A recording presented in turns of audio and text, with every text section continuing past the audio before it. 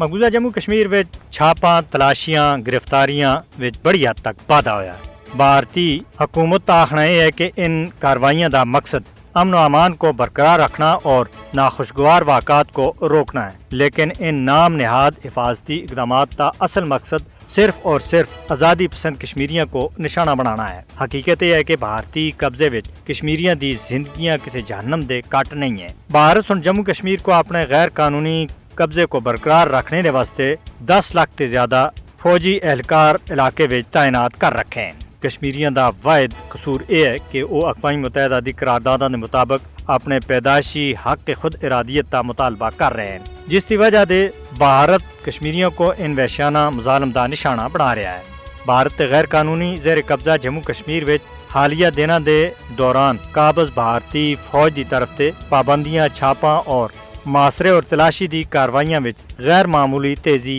ایک بار پھر اس تلخ حقیقت کو بے نقاب کر دی ہے کہ مقبوضہ جموں کشمیر وچ نام نہاد امن دا بیانیہ محض ایک فریب ہے۔ سری نگر سمیت وادی دے مختلف علاقیاں وچ مزید چوکیاں قائم کر کے شہریاں،